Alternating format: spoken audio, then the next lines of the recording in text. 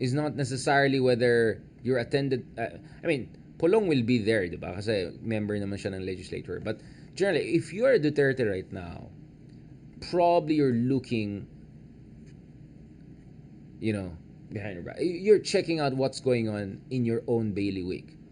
Because, base sa nakita natin, medyo umiinit ng labanan ngayon sa Davao. So there's this fantastic article by Rappler, Old Davao Rivalry Resurfaces as Duterte and Nograles' kids face off over ito yung DSWD funds na allocated dapat sa Davao. There's some issue about that. Now, just before going there, let me quickly give you a background dito sa whole... Kasi, alam ko, pag hindi ka familiar sa Davao or familiar sa Philippine politics for that matter, you'll just assume that Davao is Duterte, right? In the same way na if hindi ka dalipasa sa LGU politics, local politics, iisipin mo mga Marcoses lang sa Ilocos Norte. You'll forget that they're the Fariñases, for instance, right? So actually, medyo similar in dynamic nito eh. Now there's a more dominant, obviously, the Marcoses. But the Fariñases were always a factor in Ilocos politics, right? And the Ilocos are obviously mga Singsons yan. So Davao also actually, there's a kind of a parallel to that, the kind of a Marcos Fariñas one. This is the Nograles Duterte one, right? So, ang competition sa pagitan ng mga Nograleses and Dutertes could be traced all the way back to the 1990s, no? And that rift could get more intense kung totoo itong rumors, or baka more than rumors, na may Nograles na tatakbo na for mayor of Davao, right? So now let's see. So there's all this conversation na tatlong Duterte ang tatakbo sa Senate. Sabi ko, okay, good. So sino mag-mayor? Or who will make sure that the office of mayor will not be lost to the other side, right? So going back to this, guys, actually, yung rivalry began when Prospero made an unsuccessful bid for Davao's mayoral post against the future president. This is Nograles, no? Prospero Nograles. A challenge he repeated also in 1998 against Duterte's mayoral bet and Vice Mayor Benjamin de Guzman. So, 1990s, early 1990s pa lang, may effort na to make sure na hindi lang mga Duterte's in charge sa Davao. After serving as the leader of the House of Representatives, si Prospero Nograles, for 2 years during the Arroyo administration. I remember these years because I was also working in the Congress back in the day. Si Prospero ran again for mayor in 2010. And this time, of course, he's coming back as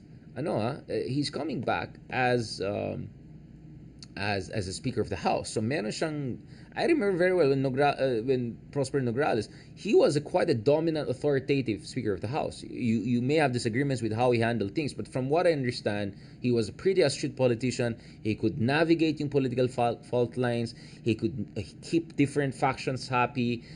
He was quite articulate. I think he was very, very switched on, 100%. He knew his portfolio. He knew his challenges. And so, if I were Duterte, medyo mag-worry ako if you're up against this person, no? Obviously, he was not successful, and in 2010, actually, he ran not against Digong anymore, but he ran against Sara Duterte. So, natalo siya ng tatay, natalo siya ng anak. Nevertheless, as you know, the Nograles is at least a certain part of Davao. They have had more or less consistent representations from. Some of the Nograleses later on would actually try to build the kind of their own unit team from Davao. In fact, one of them will be a cabinet secretary, who we interviewed, of course. So actually, nanalo si Digong bilang presidente, nagkaroon ng reconciliation. At yung late speaker's son, si Carlo, became cabinet secretary during Digong's administration, and we actually interviewed him. Pretty smart guy, very techy, very geeky guy, and he has continued serving as chairperson of the Civil Service Commission under President Ferdinand Marcos Jr. After the 2022 elections, though, medyo umiinit na naman itong frictions na ito, and we see as the frictions between House of Marcos and House of Duterte increases, it also is paralleled on the other side. So may reverberations yung awayan at the national level dun sa long-running competition, dynastic competition dun sa baba, no? And this is where actually many people began paying very close attention to anong mga next moves ng mga to. Is Pulong gonna run for mayor of Davao? And importantly, is Migs Nograles also gonna run? So, Migs, bakit Migs? Parang si Migs. Margarita pala to. I'm talking about Margarita. No? So, kasi recently, medyo nagkaroon ng hidwaan at word war yung dalawa. Si Pulong, Duterte, Davao 1st District, at saka si Margarita Migs Nograles. Although si Nograles represents a party list para sa ng Bayang Atleta, PBA. I think you guys are familiar with this party list. Medyo nagkaroon ng hidwaan kasi Duterte announced that his office medical assistance program in Davao City ay nasuspend because yung pondo ay hindi dumarating, no, from Department of Social Welfare and Development, or allegedly medyo kulang na sa funding kaya hindi tuloy-tuloy. Yan. And outside Duterte's office in Davao, actually, my notice was posted informing the public about the suspension of medical assistance for private hospitals, allegedly nga dahil sa kakulangan ng budget. No? So remember, this is something that the Dutertes have been saying for quite some time, na parang kinakapos sila. No? Na their access to funds is no longer there. Obviously, in confidential fund, naalis na rin yan. But this is the complaint they're making, and this is one of the reasons that Dutertes are much more open and vocal about their criticism of the current administration, because of course, sinong Speaker of the House? Anong relationship ng Speaker of the House with Marcos Jr., right? On her Facebook page though, nag-respond ito si Nograles, si Migs Nograles. Sabi niya, she cautioned against misinformation and black propaganda, saying that yung DSWD naman continues to fund yung mga medical assistance programs dyan sa Davao, and that the DSWD had no funds, the PBA wouldn't be able to provide continued support to that. So you can check her Facebook page when she posted something very long dito. Actually, Tagalog pala siya, no? You can check it yourself. So I'll post a screenshot lang for you guys to see. And then, of course, nag-respond si Pulong naman dito sa sinasabi ni Migs Nograles. Pero bakit Migs, no? Parang Migs is usually Miguel, di ba? Yun yung... Anyway. Margarita yata to, di ba? Ang response ni Pulong is, there's no black propaganda in that, and directly nag-response siya kay Madam Congresswoman, you all know the current situation. This is not fake news. You can verify in the DSW records themselves. It's clear now that there has been an exaggeration. It's clear now that money meant for the people is being used for politics. This is detrimental to our fellows. So there's, ayan na, diba? Like openly may mga accusations na may mga naumulitika, na apektuhan yung mga pondo for mga social programs, etc. So many people see this as essentially the beginning of a showdown next year, no? So the big question right now would be, will the Marcos administration essentially, or the administration ticket, go all in and try to support the Nograleses in the upcoming race? And to what degree? Again, I don't have on-the-ground information. Probably I'll try to ask my Davao friends, gaano ka-solid ang mga Dutertes pa rin sa Davao? Can they still hold on to the office of the mayor? Obviously, just to be clear, Migs Nograles has denied that she has plans to run for mayor in Davao. And obviously, I mean, anyone in her position would also say that. I'm not saying she's not saying the truth. I'm just saying you have every reason not to telegraph your plans, especially where you're going up against Dutertes, who are now really not in a good mood, right? Who are jittery, who are besieged, who are jumpy, if I can put it that way. But the expectation is, baka yun ang maging administration ticket sa Davao mismo. So that will be really next level challenge to the power of Dutertes, because even if may vice president pa rin sila, even if sabi natin isa or dalawa sa kanila makasenado pa, if they lose Davao, wala na silang political foundation. And it will be a very, very tricky situation. But then again, I don't know what's the risk appetite of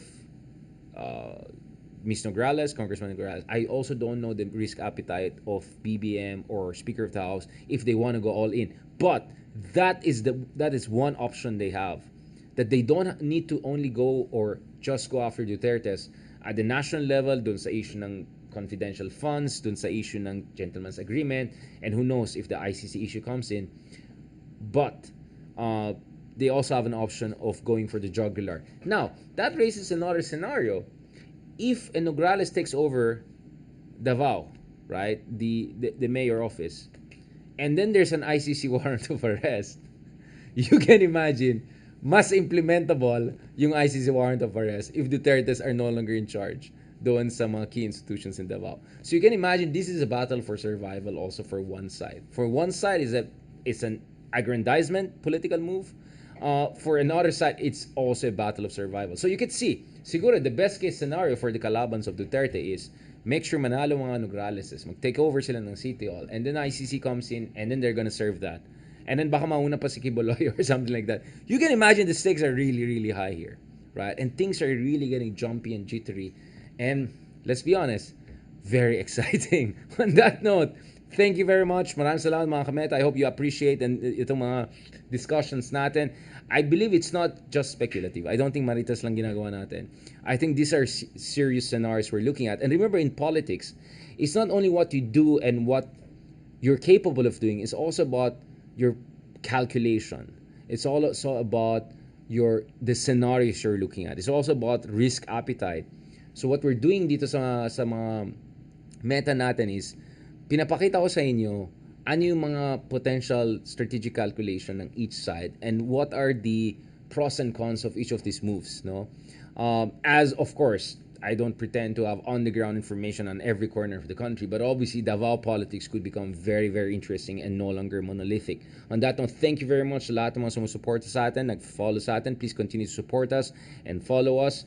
Thanks for your stars and supports and stickers. Thanks for your ratings. Pataas tayo ng pataas sa Spotify natin. I notice as we get more ratings on Spotify natin, Richard Hidaran, Deep Dive with Richard Hidaran, it's also, our episodes are getting also more viewers. No, that's how the algorithm works. The more you follow, the more you rate, the more people listen to you. So please continue to do that. Please ask other people to do it. I'm sure a lot of you have already rated us. We have close to 600 ratings already on Spotify. Our hope is to get around 1,000 ratings. Also on Apple Podcasts, just a rating would appreciate para lang ma-reflect ito. But most importantly for now, ito sa YouTube natin, we want to get the 100,000 threshold para lang ma-check na natin yung account natin para alam ng tao legit yan at hindi yan fake. On that note, thank you very much. God bless and talk to you soon.